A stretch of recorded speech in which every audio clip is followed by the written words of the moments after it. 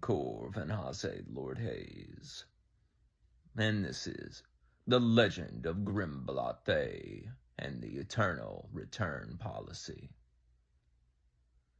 A tale retrieved from the shelves of the gentle beyond, filed under Things You Always Knew But Forgot to Giggle About.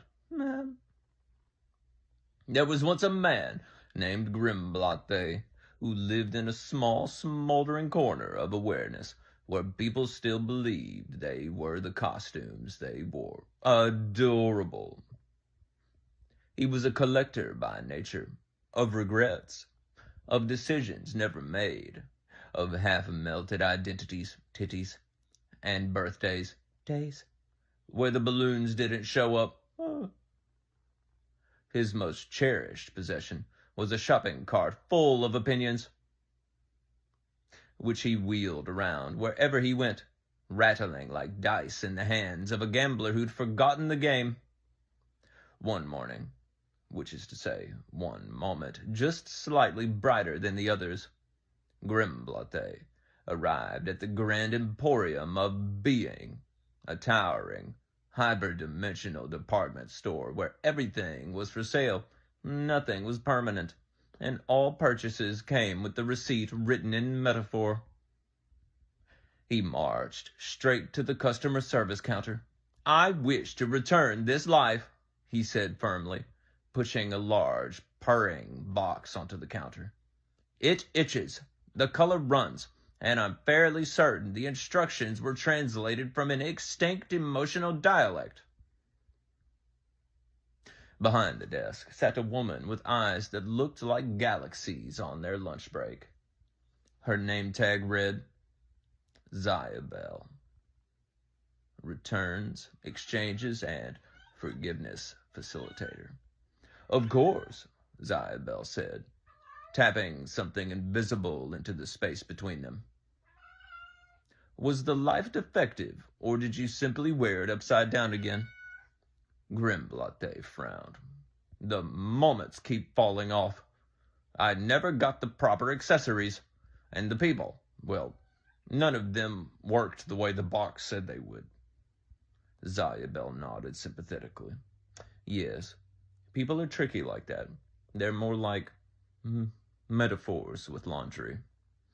But let me check your file." She reached under the counter and retrieved a shimmering ticket that read, "Claim yourself." It fluttered upward, and without asking for permission, floated gently into Grimblothé's third nostril. He blinked. Things got strange after that. Suddenly, he found himself inside a grand discotheque, built entirely out of the choices he thought he'd made. Lights blinked, doubts danced, and in the center of it all, a spotlight fell directly on him. "I could have been a monk," Grimblothé muttered, "or a revolutionary worm farmer. I could have lived in the mountains with only a pine cone for wisdom, but I picked this." A feathered figure swooped down from a glittering chandelier. It was Maestro Flick, an emissary of realization with a clipboard made of pure allowance and a grin that could tenderize trauma. "Surprise!" Flick cried. "The choices were never real, just dance moves and a solo improv. Hee-haw!" "Consciousness loves theater, my boy. And you've been wearing the same mask in every scene." Grimblothé blinked again. A costume fell off his shoulders that he didn't remember putting on. All around him, labels like failure, healer, mistake, and enlightened being popped off his chest and floated up like helium balloons. He laughed once, then twice, then with his whole soul, and just when he thought it couldn't get weirder, he was led into a wide, soft meadow made entirely of presents. Butterflies, made of finally not fighting yourself, landed gently on his ears. There was no plot here, no performance, only yes. Zayabel was waiting beneath a tree that smelled like something you finally forgave. Was I ever broken? Grimblothé asked, voice now unburdened by seriousness. Zayabel shrugged and offered him a cup of warm tea. Only in stories you bought, and even those were optional. What do I owe? One deep breath, she said, and the willingness to never be disappointed again by something that wasn't real. So Grimblothé sipped, sighed, and smiled. He didn't go back to the old world, not really. He wandered, taught by sleeping in public. People left him questions. He gave back flowers and naps, and the world kept spinning. But a little softer now, a little funnier, a little more like a game with fantastic art direction and optional suffering. And now, the wedding of what always was to what finally saw it. Or how the present moment walked down the aisle wearing no shoes and smiling for real. The invitations arrived unexpectedly. They weren't printed on paper. They simply occurred in the minds of all those who were ready. A bell rang, not in the air, but somewhere behind the ribs. A quiet yes that couldn't be ignored. Grimblothé was brushing his teeth with a twig of clarified insight when Zayabel appeared, wearing a gown made entirely of unspoken kindness, and that one memory you were finally at peace with. It's time, she said. You're getting married. Grimblothé blinked. I don't think I'm registered for that. You did. But you used a name you haven't remembered yet. Oh. The ceremony took place in a cathedral made of wide-open moments. The walls breathed. The pews were full of every version of Grimblothé he'd ever believed he was. The performer, the wounded one, the clever one, the one who tried too hard, the one who gave up, the one who thought he gave up, but never did, the one who didn't give up. They sat side by side in unity, wearing matching floral sashes that read, "We tried our best." The aisle was not a line, but a spiral, soft, unfolding, without destination. The altar was a mirror, polished by the hands of surrender. And at the front stood the officiant, Maestro Flick, this time dressed in robes made from dream silk and redeemed embarrassment. He held no book, only a balloon labeled "Now." Grimblothé walked slowly down the spiral aisle, barefoot, his doubts falling off like leaves. From the other side came his bride, the present moment. And oh, isn't she gorgeous? In no dress, no form, only the pure, unfiltered gaze of attention without demand. They met at the center. Maestro Flick cleared his throat with the sound of a giggle disguised as thunder. "Dearly beloved," he intoned, and all those loosely associated with belovedness, "we gather today to witness the eternal union of Grimblothé, formerly a man, now a gentle echo of willingness, and the present moment, who has been patiently waiting since before time filed its first tax return." Grimblothé turned to the moment and placed his hand on its invisible cheek. "I vow," he said, "to stop looking elsewhere, to retire from the committee of internal critics, to show up without needing a script, to let the silence speak and the laughter land.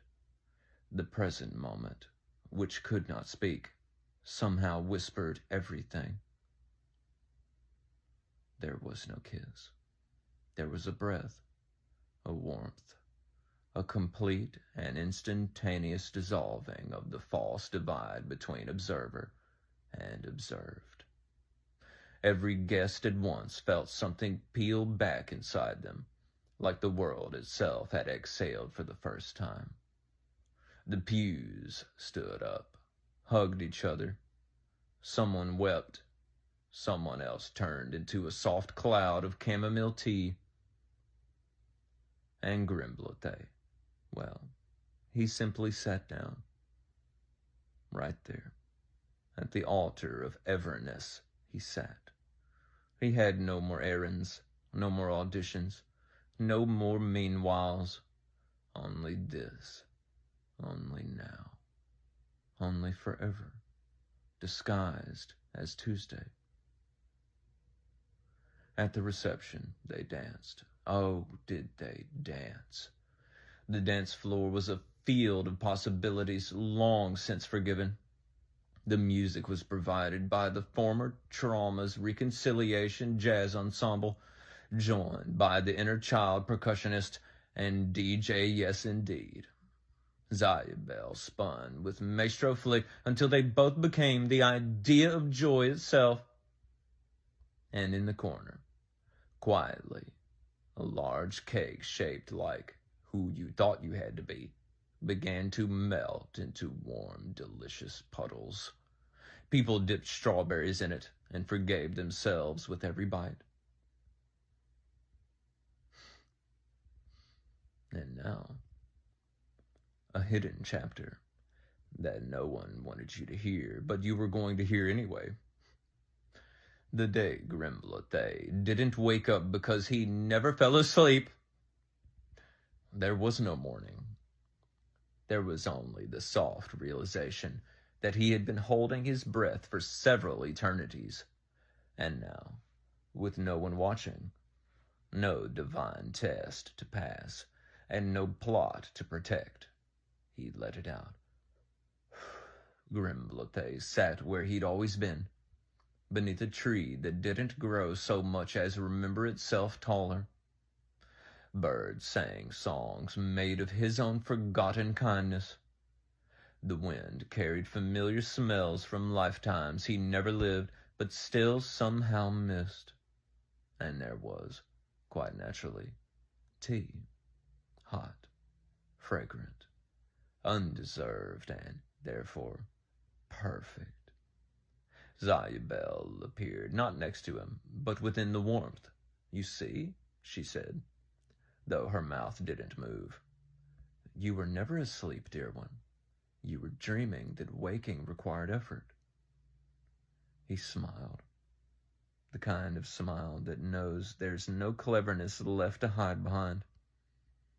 For the first time, he did not reach for anything, not for wisdom, not for purpose, not for a better version of the moment. He simply let the tea cool and let the silence arrive as it always did, empty of performance, full of God. Somewhere, Maestro Flick gently filed away the concept of linear progress into a drawer labeled, okay. And the store of returns, it quietly closed for a short eternity, offering instead a sign that read, now open. Everything is already okay, even the part that thinks it's not. And so, for now, Grimblothé is not gone. He's just subtle now. You might see him in the pause between thoughts, or hear him chuckle in the creak of your favorite chair. He no longer travels. He unfolds. He teaches nothing, and thus reveals all. And you might be next. Perhaps even this very moment is your invitation, unfolded silently in the meal room of your heart. But no rush. The party never ends. It just gets quieter, sweeter, and more like you. Finn. For now. Yeah.